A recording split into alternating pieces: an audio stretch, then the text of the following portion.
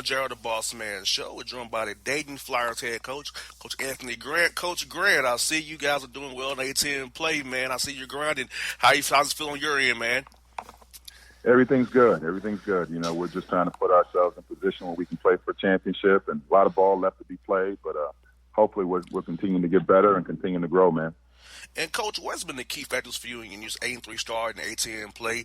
16 wins already this year to 8 losses. When you winning more than you losing, of course, you double up those things right there. But what's been that key factors for you guys? Has it been defensively, offensive guys about in? What are all the factors been for you, Coach?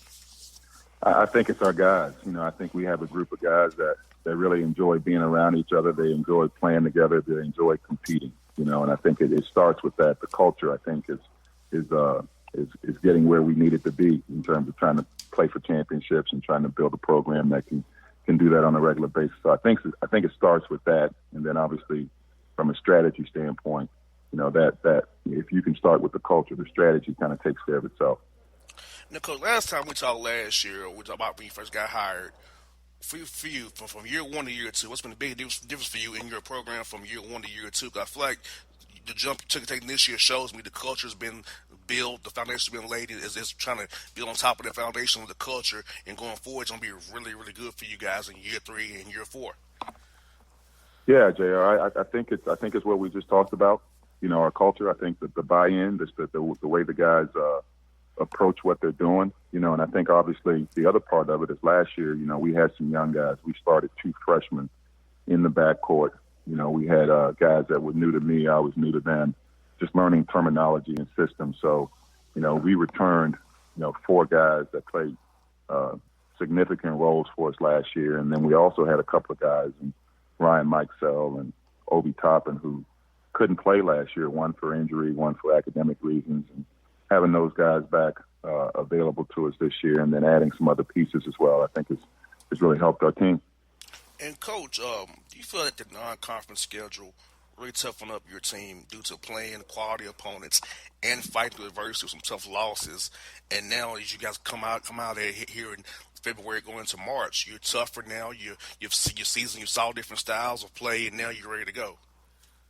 Yeah, I think it's a process, and as you mentioned, we played a really challenging non-conference schedule with the likes of Virginia and Oklahoma and Butler and Mississippi State, Auburn. We played a really challenging non-conference schedule, and we didn't come out on the winning end of a lot of those games, but I think we learned a lot about ourselves, and I think we got better as a team, and it's just one of those things, especially with the group. We have one senior in the program and a bunch of young guys that are figuring it out, and I think when you go through and you learn those lessons, whether it's a win or a loss, I think it helps you as you progress through the season. So now that we're in A10 play, some of those lessons, I think are paying off for us. Some of them, unfortunately, we repeat, but that's a part of the growth of a young team that you have to be able to figure those things out. But I think we're getting better.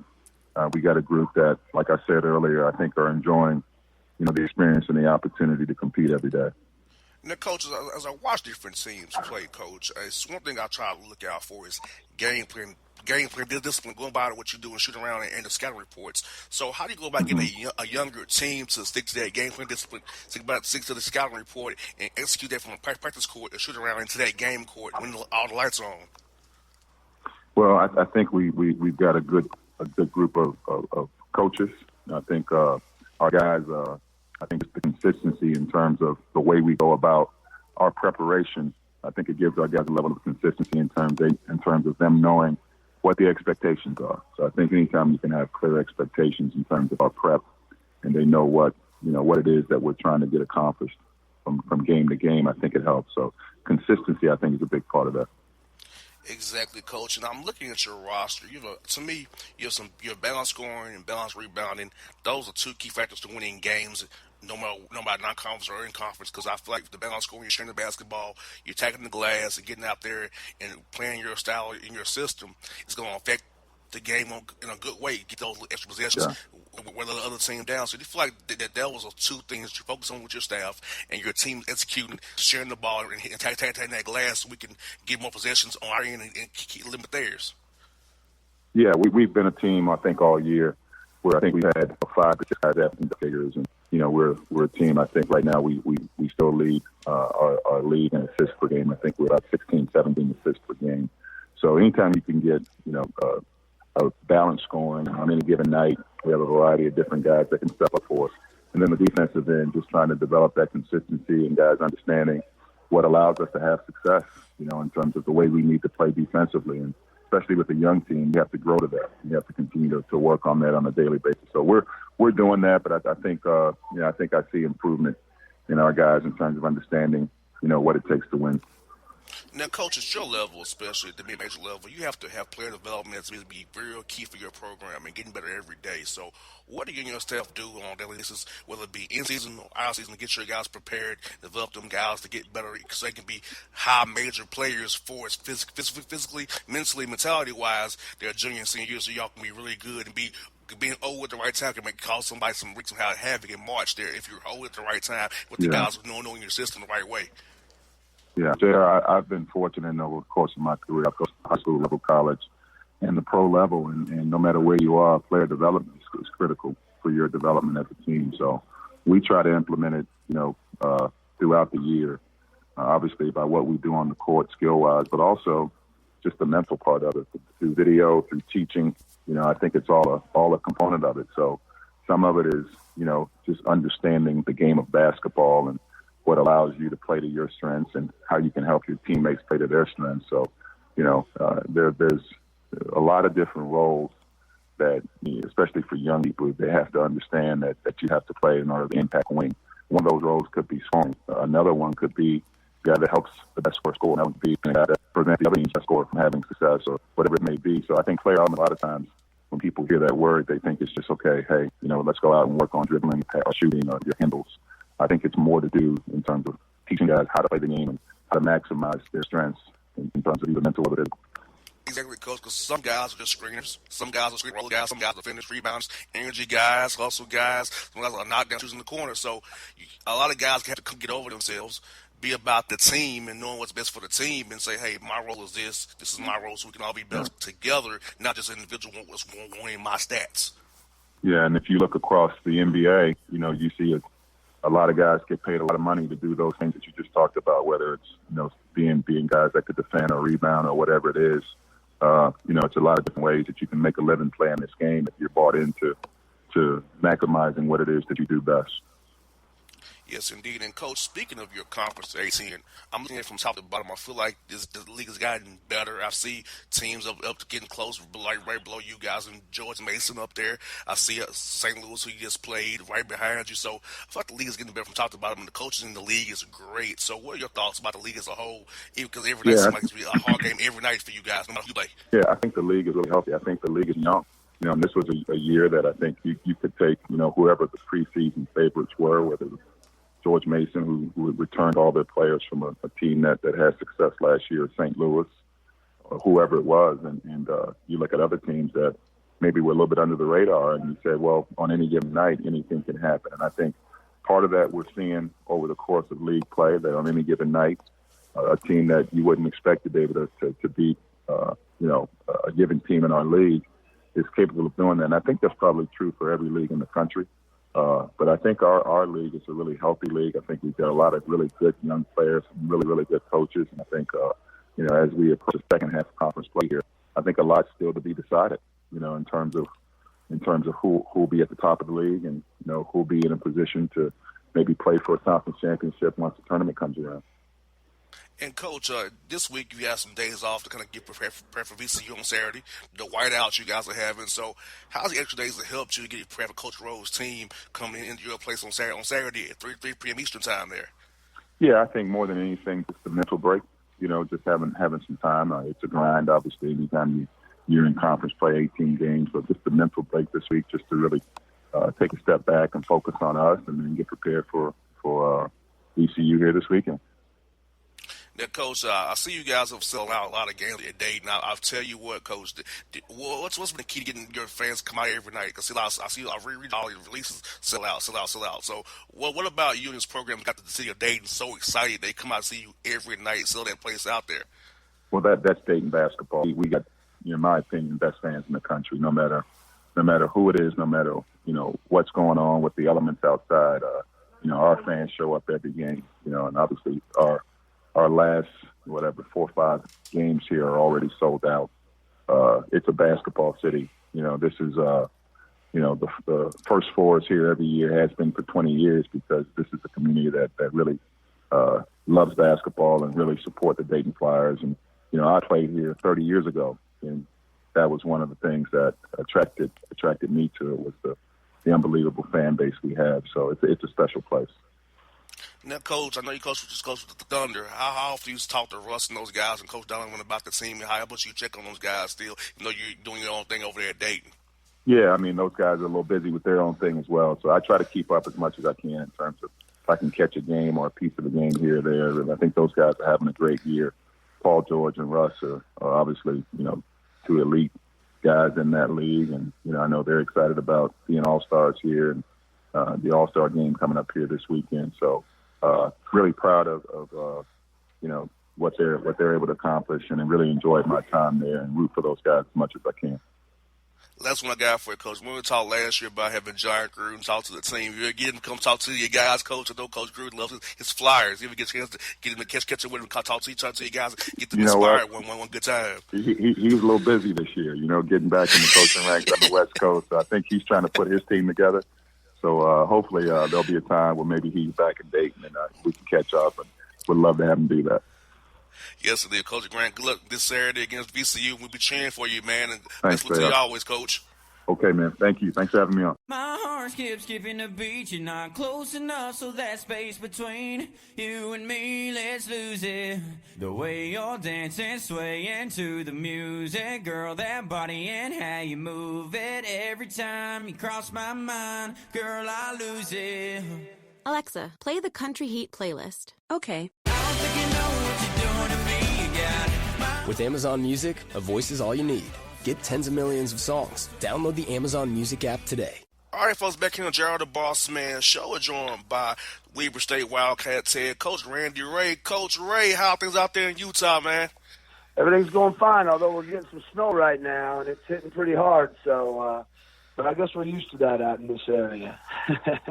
Yeah, Coach, it wouldn't go too well over there this side, this part of the world. It wouldn't go over very well out here. No, it would not. You guys would be running into each other on those highways out there. Hey, Coach, I know I told you last time or not, but when it's iced here really bad in 14 with the snow and ice, I didn't come out of the house from 6 for Coach until Saturday. It started Monday. I didn't come out of the house till Saturday, okay? So I had cabin fever real bad. Good for you. Stay safe in your house. That's the best way to do it. Yes, indeed. Well, Coach, you guys are 9-4 in Big Sky play, 15-9 overall this season, Coach. So talk to us. What's been the key factors for you and your team getting this conference play started real good with Montana State coming in this weekend to see you guys at home?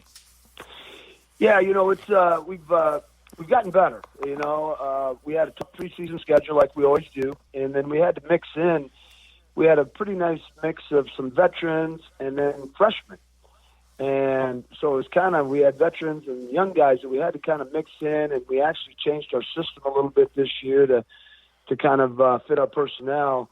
And the whole preseason, it felt like we were, just trying to get comfortable. And I thought once we got the conference season started the 1st of January, our guys started to get a little bit more comfortable with everything and comfortable with each other. And we started to play a lot better.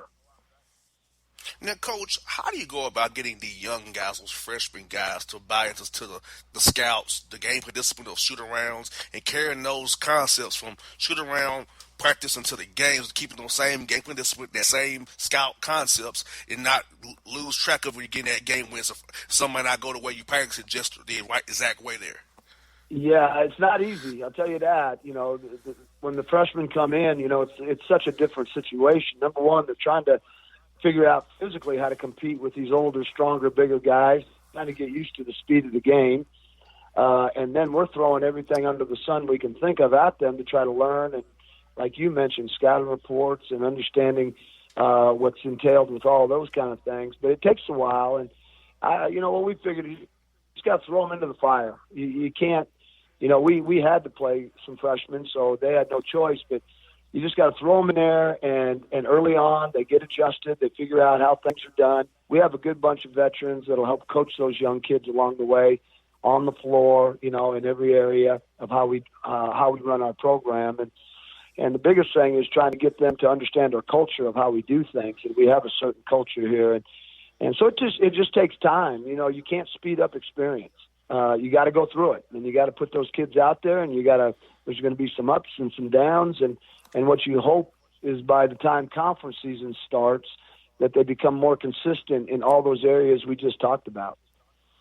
And Coach, player development to me is the biggest key factor at your level, because a lot of the guys you get want to be Pac-12 guys or WAC guys or Mountain West guys, but they're not, and they come to you with chip on their shoulders. You have to also get them to let the ego go, but keep chip on their shoulder, but also develop them mentally, physically, and emotionally. They can handle the pressures of D1 basketball and not getting their way initially. And by the time they're juniors and seniors, then they can be getting bigger, stronger, faster, mentally better. They're high-level guys. They can play professionally elsewhere after they leave Weber State and go on to their career that way. Right, no question about it. Player development is huge for us. We invest everything we have into it. We try to get good players and make them as good as they can be. And, it's just different at the high major level. A lot of high major programs, they get a player that might supposed to be a high-level guy, but if he's not very good, they'll just go recruit a different one.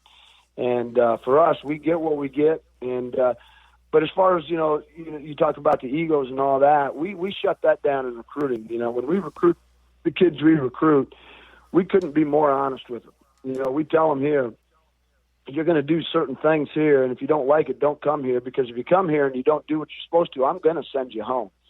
And so we are brutally honest, and we tell them, number one, you got your education has to be a top priority for you. If it's not, don't come here. I'll send you home.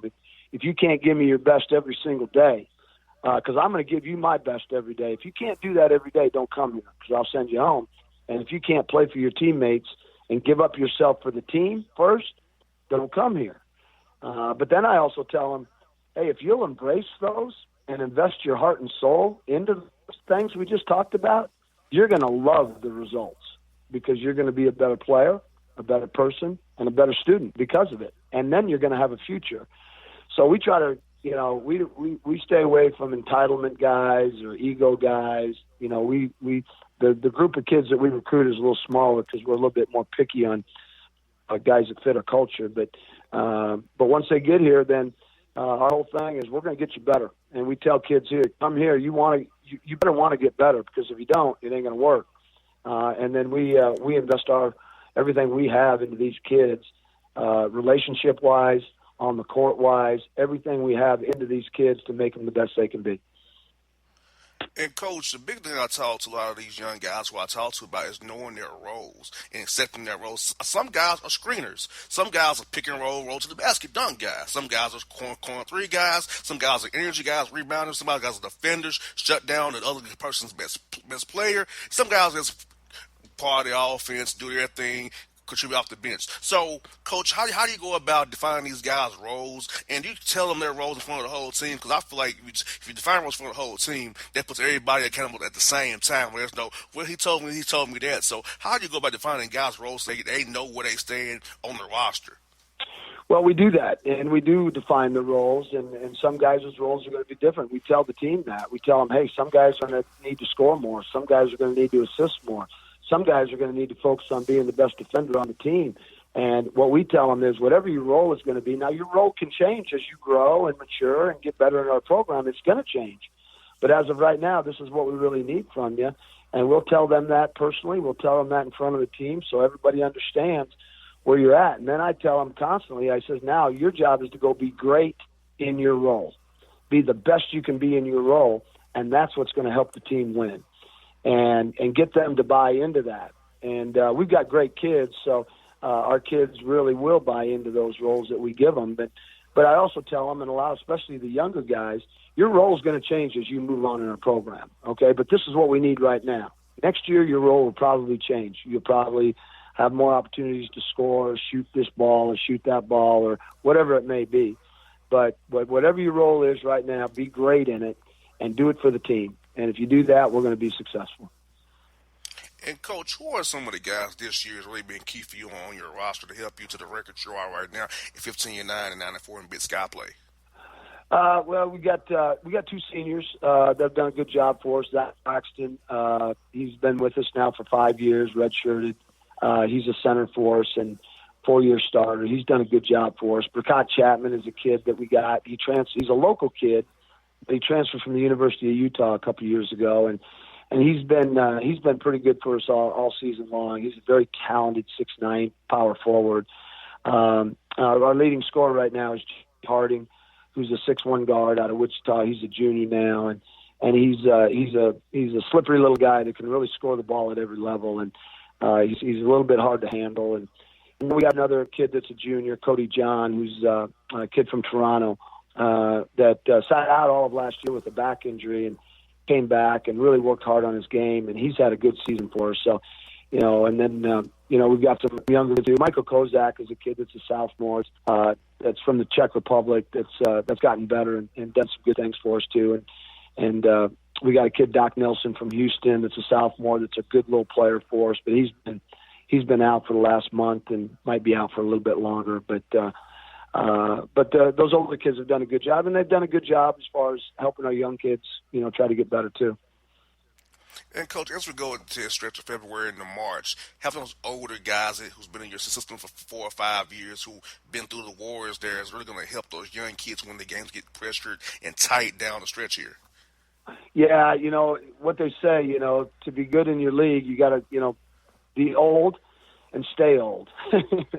And, we've won some championships, here when our teams have been older and we've been able to stay old. And we've got, last couple of years, we've had to get a little bit younger with things that, have happened with recruiting. But when you got a bunch of kids or some older kids that are really playing for each other and they care about the team as much as they care about themselves, then they really dive in and invest everything they have into the young kids to help them, especially this time of the year. High school kids, these freshmen that we have, the last year, their seasons are pretty much over by now or close to it. And we still got a month to go. So this is when we've got to have our older guys making sure they get the younger guys ready to go, keeping them upbeat, keeping their energy up, and understand that, hey, we just got to keep going here. And I've got some older guys that'll do that with our younger guys, and it's hopefully it'll help us to hopefully have a pretty strong finish. Yeah, and Coach, this week you got Montana. They're always good in the league. Montana State's struggling a little bit, but they're still a formidable test there. So, what are you saying for these teams on film here as you get ready to play Montana tomorrow night, Montana State on Saturday, and what are you telling your team as you get ready for this crucial key homestand as you go down the stretch here in Big Sky play? Yeah, well, Montana's they're the best team in the league. I think they're the fifth oldest team in the league. They got 5 seniors. They're extremely talented. They got 3 first-team All-League players, and they're just good. They're just good. And we went up there and played, a few weeks ago, and they jumped us early, and we came back and ate a ball game at the end.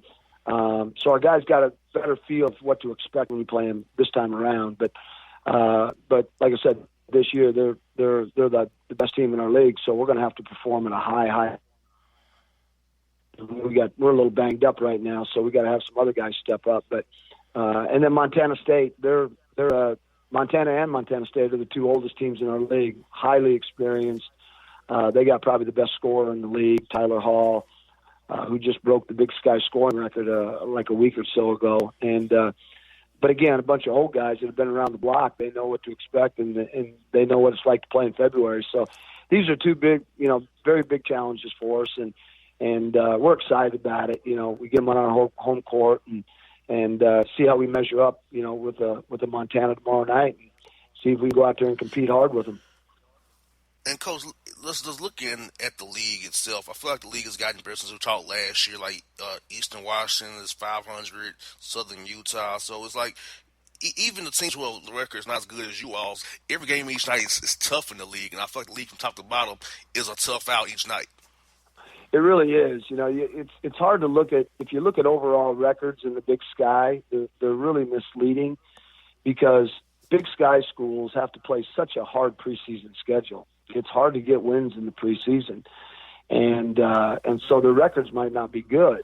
but you get the conference and they can play. Everybody's got good players. We got good coaches in this league, and there's not one team in this league, right now that you look at and say, okay, that's a safe game. We're gonna be fine. And it's probably most leagues feel that way, when you get into conference play, but we definitely feel it here. And our margin of error, because we do have some young guys, isn't very big. So we've got to play a certain way, with a certain, edge and urgency every night out. If we don't have that, we can't beat anybody home or road. So, we know we've got to play at a certain level to be successful no matter who we're playing.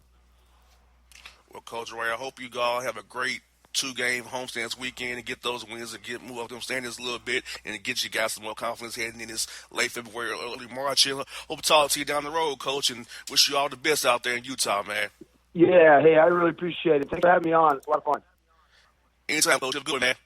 Take care. All right, folks. Randy Ray, people, on the Bossman Show. It's maybe the night that my dreams might let me know all the stars are closer, all the stars are closer. Tell me what you gonna do to me. Confrontation ain't nothing new to me. You could bring a bullet, bring a sword, bring a morgue, but you can't bring the truth to me. Alexa, play Kendrick Lamar and SZA. Okay. Maybe the night that my dreams might let me know all the stars are closer. With Amazon Music, a voice is all you need. Get tens of millions of songs. Download the Amazon Music app today. All right, folks, back on the Bossman Show.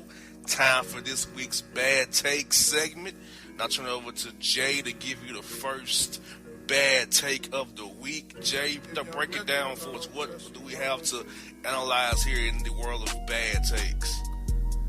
Well, as Boss says, bad takes beget even worse takes, and this is definitely true with this story that I'm about to bring up. It happens out of Houston.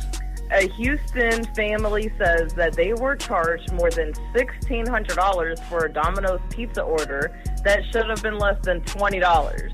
I'd love to know how you get $1,600 out of $20. So what happened was Domino's confirmed officials had looked into the complaint after the family and possibly others were charged thousands of dollars for otherwise standard pizza orders. And this isn't the first time this happened with these people. The pizza chain said that wrong payment amounts were charged Friday due to an error. The company said it's working with its payment vendor to fix the issue and correct any affected transactions. And back in 2014, in Newport, Wales, a man was charged $307,000 for a $30 order. And their excuse was the incident was a result of an authorization code being added to the price instead of going in the proper field on a computer form. Wow. It sounds like to me, no, they're doing PR spin.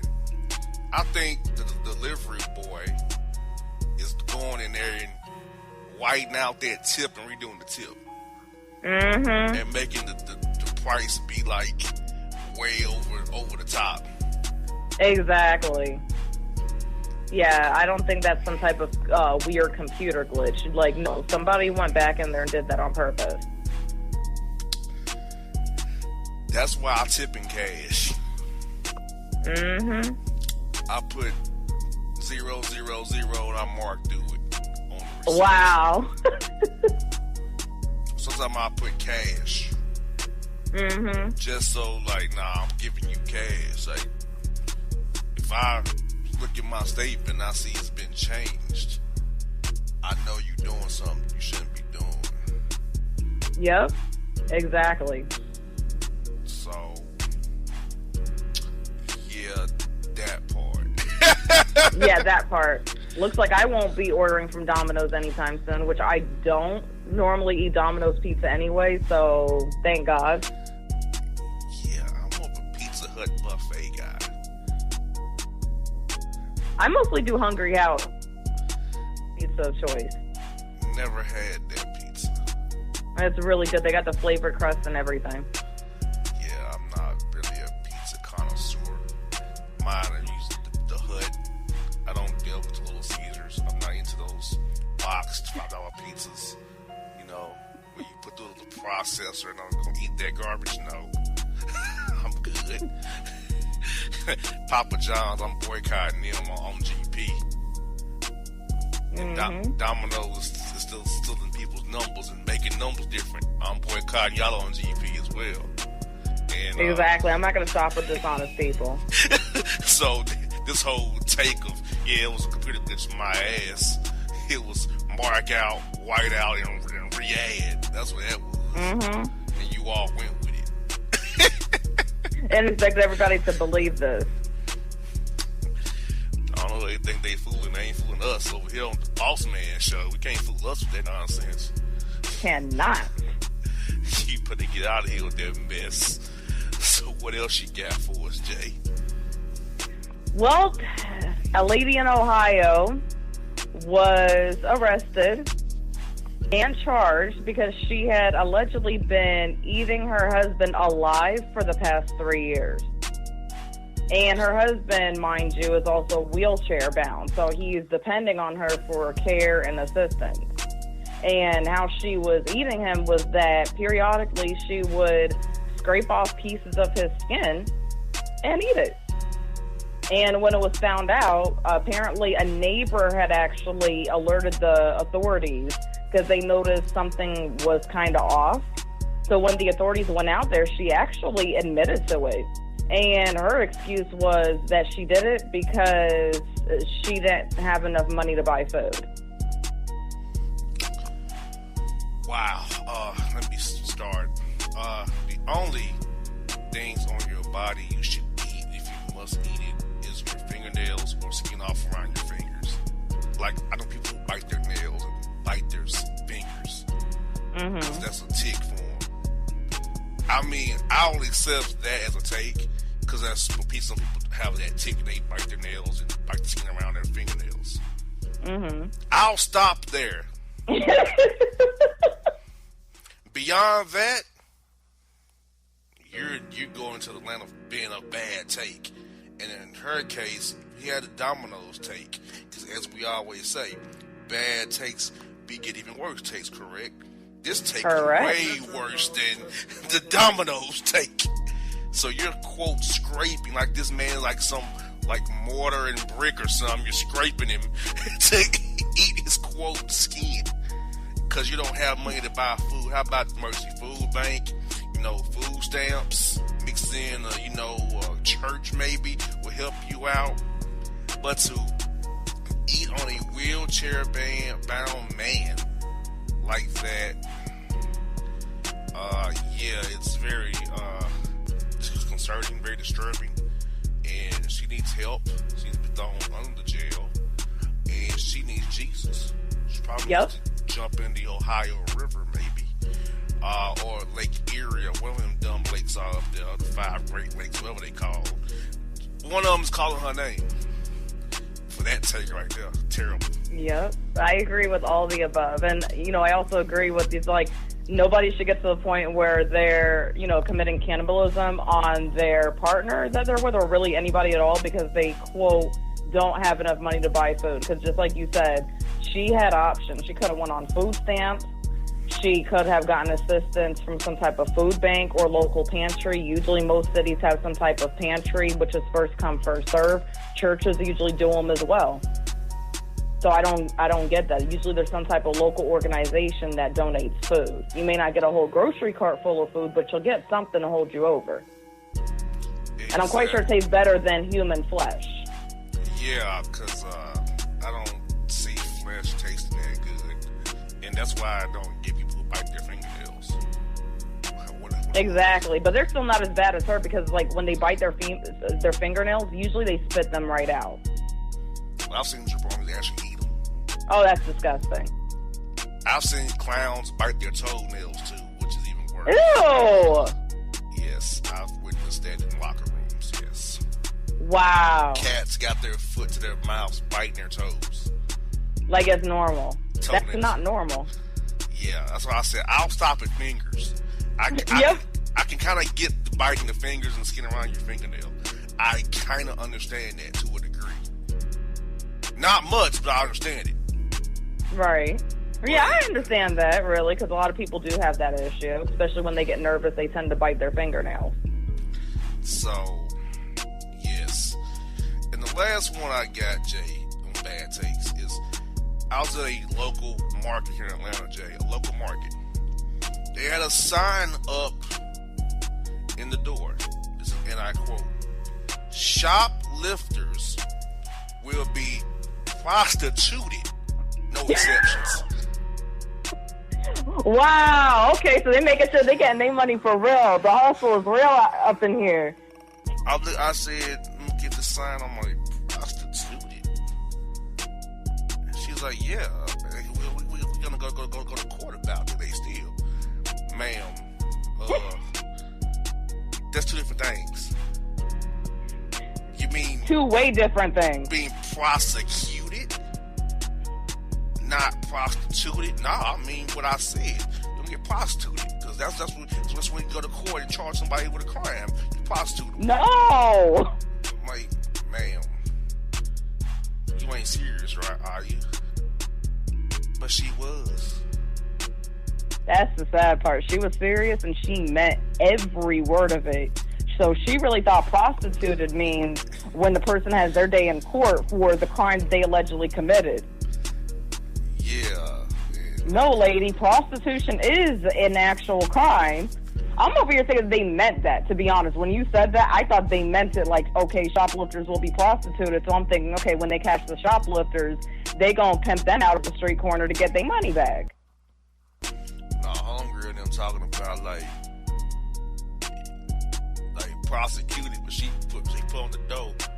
Prostituted, no exceptions. I'm like, ma'am, that's not the right word. She gonna tell me I know what I'm talking about. Then she had the nerve to try to correct you, like you're wrong. Like, ma'am, I'm trying to do you a service. Your take is bad, not mine. Because people think they get prostituted when they come to your store now. Oh, really? Ooh, yeah, prostitute me. Right. They'll probably be shoplifting on purpose just so they can get prostituted. Yeah, I'm going to kind of correct me, and her take is the one that's bad. Like, ma'am, please. You put this white piece of paper sign up and taped it to the dadgum door. Blue marker for shoplifters, black for will be, red prostituted, and black no exceptions. Like, ma'am, what's your deal? What's your deal, sir? You don't know English. Yes, I do. I know what the word means. Right, we know the difference between prosecuted and prostituted. Yeah. Wow. I just said, ma'am, you have a wonderful day. I won't shop at your dumb store anymore because your store has terrible takes. I won't shop here anymore. Exactly. Incompetence at its finest. Yeah, and she put it on the sign, and she actually thought that was a good take. Yep, she did. And that's why she got getting clowned today on bad takes on the Bossman As she deserves it. So, today's progression takes, Jay, was bad to worse. And like, we have Domino's, we have Cannibal Lecter, and then we finish it up with a woman, store owner, who believes that prostitution means you go to court for a crime. Not that you selling somebody's body for sex and money, but once again, how do you own a grocery store market and that's your take? Yeah. That makes me wonder about how do you do like end of year statements, end of month statements? How do you do quarterly reconciliations of your money? That's your take. Yep, that's a good question. That makes me go to other levels of your business. How are you functioning if that's your take? So, that is that, folks. So, come on next. It is the Boss Report. After the break, Boss and Jay brings you this week's crazy ass stories from the world of sports, entertainment, life, and ignorant ass citizens. Next on the Bossman Show on your radio. Till the tears run down from my eyes, Lord, somebody, ooh, somebody, can anybody find me? Somebody to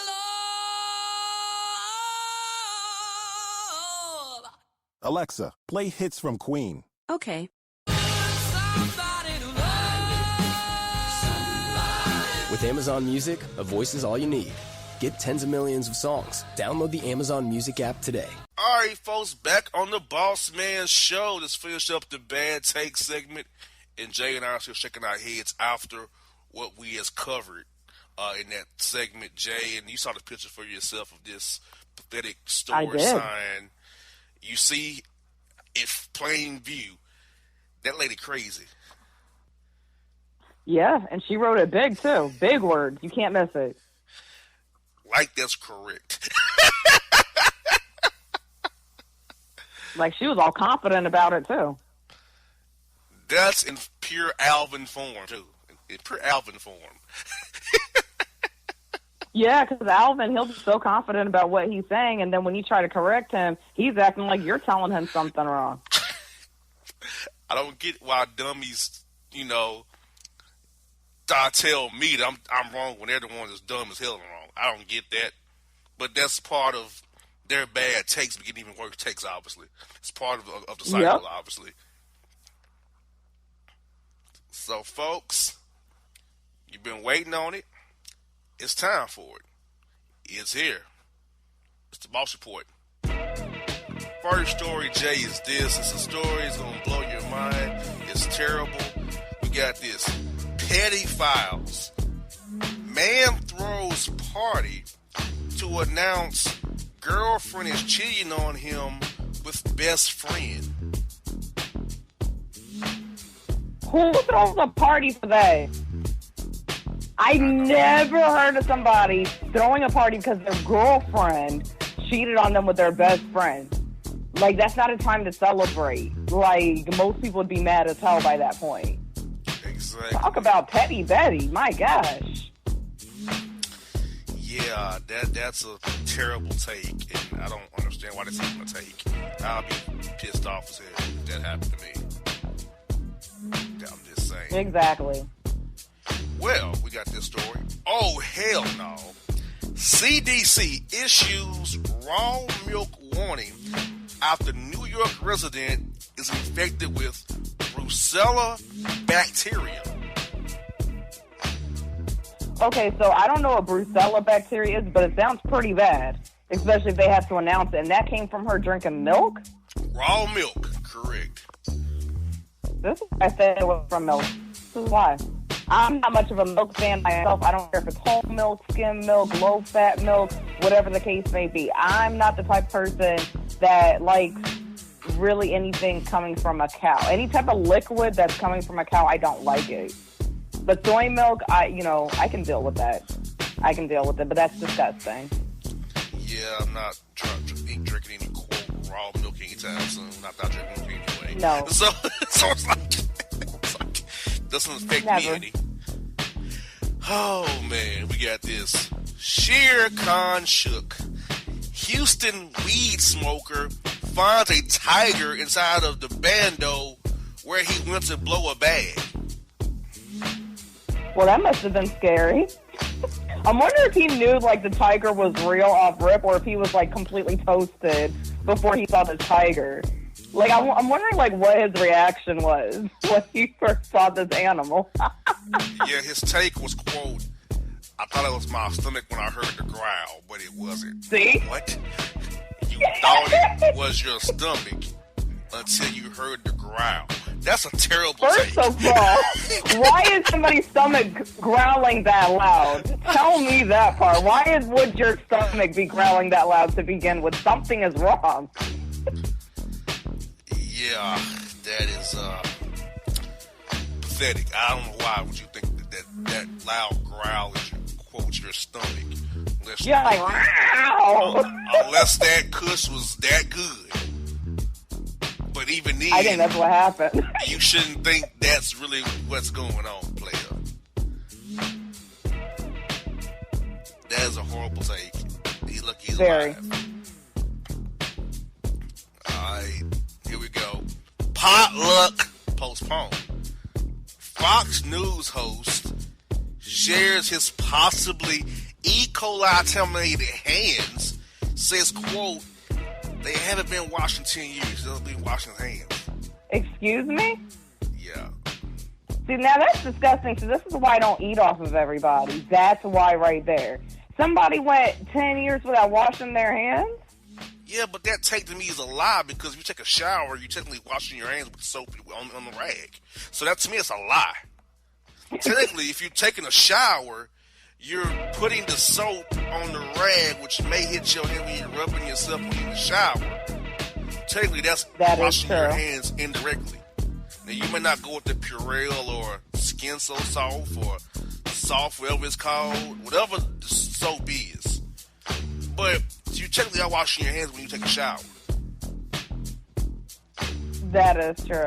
He probably meant that he hasn't purposely washed his hands in the last 10 years. Like, probably outside of the whole shower bit, he probably really doesn't wash his hands, like, on a regular basis. That's disgusting still.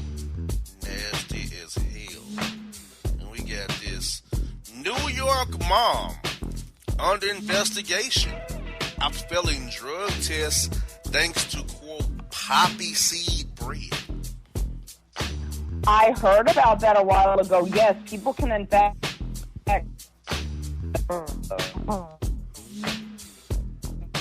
poppy seeds can cause them to fail their drug test if they eat them. Wow. That's crazy, right? Very much so. I thought it was a lie, but just you confirmed it that it's not. Now she's not lying no more. I can go with that take now.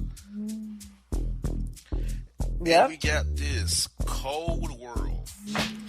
Prison nurse allegedly poisoned her husband with antifreeze and burned down the house so she could marry her, quote, inmate bae and have his twins. Wow. Wow, hold up. Old girl done poisoned her poor husband, who more than likely was a good man, with antifreeze, and burned the house. Really trying to get rid of him like that. Somebody full of rage and hate. Like, this is pure evil. You know what I mean? So that she could be with an inmate bae and half his twins. Whole new level. Yeah, that is a poor take at best. Like, nah, shawty, we can't even go with that. That's terrible. You tripping. There's no justification for that at all. Whatever happens to her, I do not feel sorry for her. Nah, she needs everything and then some, because that is terrible, and she needs to be handled for that pathetic ass take. And we got this real beef. Woman bashes Bronx restaurant window allegedly over a beef patty. That patty must have been good. I think it was that Golden Crust that's up there in Bronx, New York. And they sell those beef patties, and they also sell the Jamaican bread and stuff like that. It's like, lady, it is not that serious for you to be busting windows over not getting a beef patty. Like, dang, that's the Bronx. Let me tell you something about the Bronx, right? There is some type of Jamaican shop or some type of shop that sells beef patties on almost every street corner. It's almost like the Chinese restaurants. Like, there's no shortage of them. So, okay, if they don't have beef patties there or they're just simply not ready yet, go down the street and go to another place. You gonna go through all that? Like, she must have been hungry. I don't know what this lady's problem is, but it is not that serious. You got that right. You got this one. Really, sir? Ohio man leaves baby alone on the train, smoke a cigarette, and whack his wheelie. Oh, my gosh. Wow. That is crazy. Like, this dude was fiending for a cigarette that bad that he's going to leave an innocent baby on the train who he's responsible for just so that he can smoke a cigarette. It's like... And whack his willy, too. Oh, you know what? It just got worse. Wow. All of these things are not priorities. Like, he could have easily waited.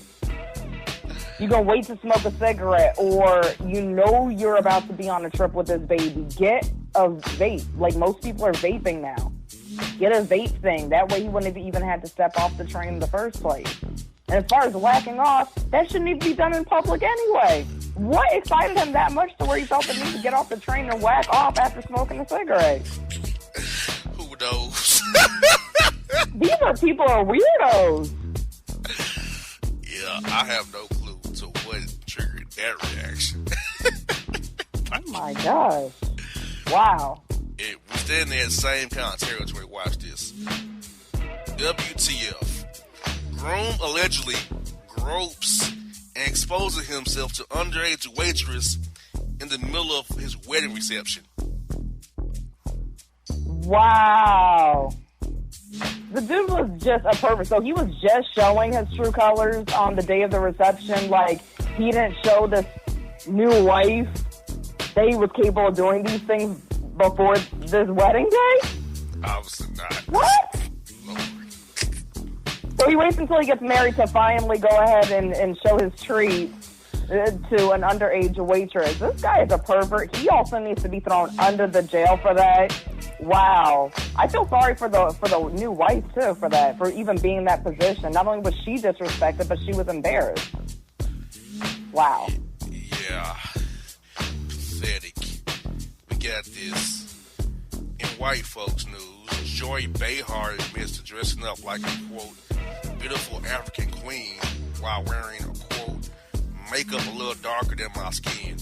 In other words, blackface. So she had at some point in time participated in that too. Yep. Oh, tisk. I just lost respect for her. Yep. They think looking like Mr. Popo the Sambo was something good. And then Gucci, they just pulled that crap too with one of their clothing pieces. A lot of people are boycotting Gucci now. I can't afford it, but I don't buy it. I don't buy Gucci to begin with, so I don't wear Prada, Gucci, and those high-end brands. I'd rather shop at my normal brands from Dillard's, Kohl's, Marshalls, yep, Steinmart, Ross. TJ Maxx, Ross. Those are good takes for me. Plato's Closet. Yeah. Anything else is uncivilized. I'm good. Yeah, I'm not about to spend $200 for a belt. First of all, I'm going to be honest with you. I barely even want to spend $30 for a belt, so I'm not going to spend $200 for a belt. I get my belts at something that has TJ a Maxx. Gucci logo. I get my belts at TJ Maxx for $12.99. See, there you go. Boom. And I can afford to go higher. I'm shooting out because I value my dollars. And the final story of the day is this, Jay. Ew. Oklahoma courthouse closed after bed bugs fall off lawyer's suit in the middle of trial. So the lawyer came in with the bed bugs on his suit? The courthouse was infected with bed bugs. Wow, they got some nasty people coming up in that courthouse. Wow. Yes. That's all I got to say about that. Bed bugs should not be in a courthouse. So that whole place needs to be fumigated. Amen. Yes, it does. Amen. So, Jay, we have to close the Boss Report today. What are your thoughts on today's report? Oh, man. First of all, a courthouse should not have bed bugs in it at all whatsoever. Period. People should not be leaving babies on trains to go and smoke cigarettes and whack off. That's weird. Very, very weird. Very. And prosecution and prostitution are not the same thing. Nowhere near. Mix in a Merriam-Webster's, please. BigCDictionary.com, please. Mix in education, please. Yep. Just saying. I mean, and don't be so gleeful in your quote sign that you make it big and bright. Your stupidity. And they're going to argue with somebody who has 2 degrees about it.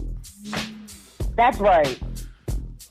I have a master's, honey. You have a GED at best, probably, or dropout. That's your take. If prostitute is your take, not prosecuted, yeah. I know your education didn't go very far past 12th grade or below. It couldn't have been. Good Lord, that's pathetic. But, as we say, bad takes will be even worse takes, and I can guarantee between this week's and next week's show, there'll be some more bad takes even worse than these, because the takes don't stop coming. They can happen every day, all day, so be aware. You could be involved or a part of a bad take, folks. Bossman and Jay, Bossman Show, we out. Check us out always, bossmanshow.com, for all of your latest news, podcasts, videos, audio, anything you need on the Bossman Show at bossmanshow.com. And if you don't know, now you know.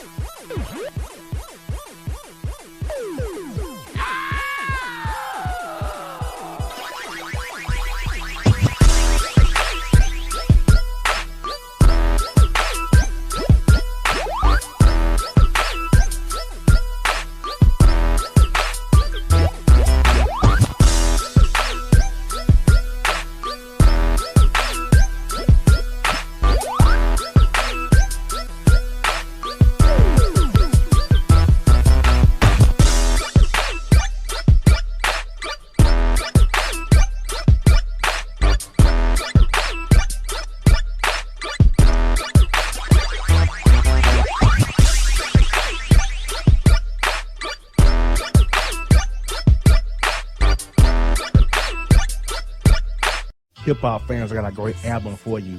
The debut album from Family Grind ENT, True Speech and 313 Fresh. We're going to give you 2 discs, 33 songs of pure, genuine hip-hop. Albums available on iTunes, Amazon, Google Play, illstreetrex.com, and streaming live right now on Rhapsody, Beats Music, Spotify, Xbox Music, Slacker Radio, and SoundCloud. Check them out today. True Speech and 313 Fresh. Family Grind ENT. Believe in it. Get it. A gorgeous tan from Suntan City gives you an inner glow that relights the fire when you run into your first crush. Vicky, who was that? An old boyfriend. Lucky you just tanned at Suntan City. Lucky he's single. We're doing lunch tomorrow.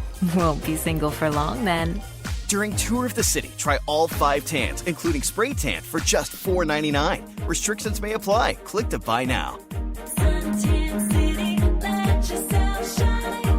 When you're a teen, you finally get to make some of your own decisions. Who are you going to hang out with? What do you want to be? Are you going to glance at that text while driving? Remember, a split second is all it takes for something tragic to happen.